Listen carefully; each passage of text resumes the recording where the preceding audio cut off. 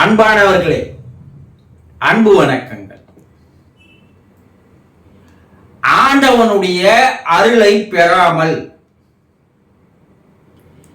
எதையுமே அடைய முடியாது, எதையுமே சாதிக்க முடியாது, எதிலும் வெற்றி பெற முடியாது.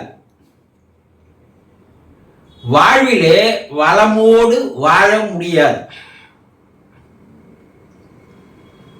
அப்போ ஆண்டவனுடைய அருளானது, ஆசியானது, அன்பானது, அரவணைப்பானது ஒவ்வொரு மனிதனுக்கும் நிச்சயமாக தேவை. நாங்க தான் கோயில் கோயிலா போறோமே, எல்லா சாமியும் வணங்குறோமே, எல்லா பரிகாரமும் பண்றோமே, எல்லா பூஜை புனஸ்காரங்கள் செய்யறோமே. நீங்க அப்படி சொல்றீங்க இல்லையா? கொஞ்சம் மனசாட்சி தொட்டு சொல்லுங்க.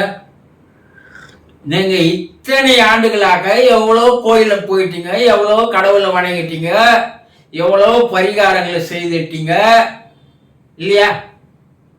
ஆனா உங்க வாழ்க்கையில் இருக்கிற கஷ்டமோ, துன்பமோ, வேதனையோ, சோகமோ தீர்ந்து போச்சா?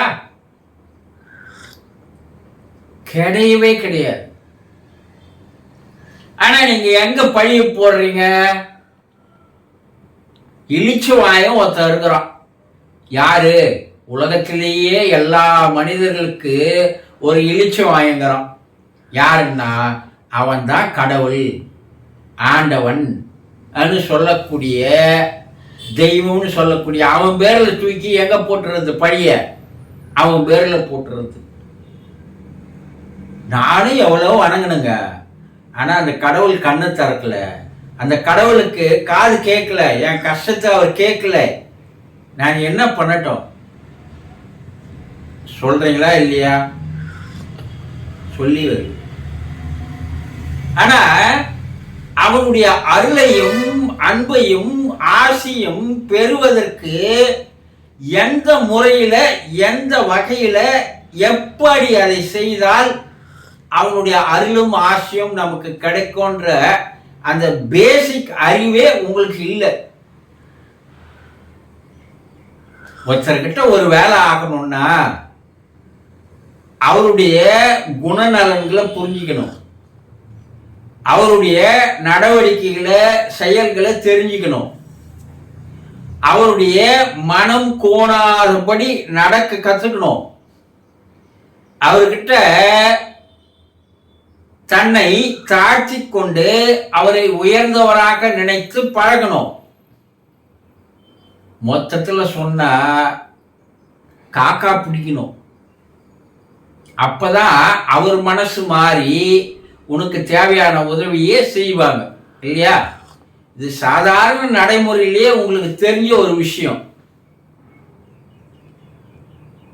அவனை மதிக்காத, அவரை பத்தி எதுவுமே தெரியாத அவர்கிட்ட போய் நீங்க உதவி கேட்டா, நீங்க யாருன்னே அவருக்கு தெரியாது, எப்படி உதவி செய்வாங்க? அப்புறம் செய்யலன்னா அந்த ஆள்கிட்ட போய் நான் உதவி கேட்டேன்பா, அவன் செய்ய மாட்டேன்னு சொல்லிட்டான், அவன் இரக்கமே இல்லாதவன்பா, உதவுற மனப்பான்மை அவனுக்கு இல்லப்பா, இப்படியெல்லாம் சொல்றீங்கல்ல. சாதாரண மனிதர்களிடையே பழகும் போதே இவ்வளவு வெறுப்புக்கள் வருகிற போது கடவுளுடைய அருளை எப்படி பெற வேண்டும் என்பதை தெரியாமலே நான் ஆன்மீகத்தில் இருக்கிறேன், நான் ஆன்மீகவாதி என பல பேர் சொல்றீங்க. ஆனா அவனை நம்புறது இல்லை. யார் யாரையோ நம்பி அவங்கிட்ட போய் மோசம் போறீங்க. என்ன? நான் அருள் வாக்கு சொல்றேன், நான் குறி சொல்றேன், என்கிட்ட வந்தீங்கன்னா உங்க வாக்கியே மாத்திடுவேன், உங்க கஷ்டத்தெல்லாம் போய்க்கிடுவேன், ஜி பூம்பான்ற மாதிரி எல்லாத்தையும் நான் உங்களுக்கு செய்திருவேன். ஆனால் சொல்றவங்ககிட்ட எல்லாம் போய் என்ன பண்றீங்க? அவனுக்கு அடி பண்ணிடுறீங்க, அவனுக்கு தேவையானதெல்லாம் செய்யறீங்க. அவெல்லாம் உங்க கஷ்டத்தை போக்கிட்டானா? சரி, அவன் வணங்குற கடவுளையே மறந்துடுறீங்க. எல்லாரும் இன்னைக்கு ஒரு மேஜிக் என்ன பண்றான்னா, ஒரு பெரிய கடவுளுடைய உருவ சிலையை வச்சுக்கிறான். அது கீழே உட்காந்துன்னு அவன் நான் எல்லாரையும் உங்களுக்கு வரதெல்லாம் போக்கிடுறேன்னு சொல்றான். நீங்க அவனை போய் வணங்குறீங்க தவிர அங்க இருக்கிற அந்த கடவுளை, தெய்வத்தை, ஆண்டவனை நீங்க நம்ப தயாரா இல்லை. அப்ப எப்படி நீங்க ஆண்டவனுடைய அருளை பெற முடியும்?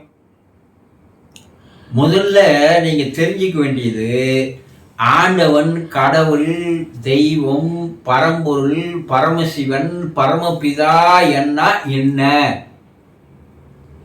அது எப்படி இருக்கு, அதனுடைய குணநலன்கள் என்ன, செயல்கள் என்ன, நடவடிக்கைகள் என்ன, தன்மைகள் என்ன, அது உருவத்தில் இருக்குதா, அருவத்தில் இருக்கா, அத சக்தின்னு சொல்றோமே, அந்த சக்தி எவ்வாறு செயல்படுகிறது, அந்த சக்தி உலகத்தையே இயக்கி வருகிறது என்னும்போது உங்களை இயக்குவது யார்தான்?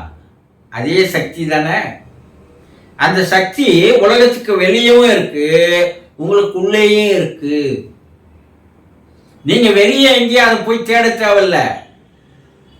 இறைவன் என்பவன், ஆண்டவன் என்பவன் உங்களுடைய அகத்திற்குள்ளேயே அரியணை போட்டு அமர்ந்திருக்கிறான்.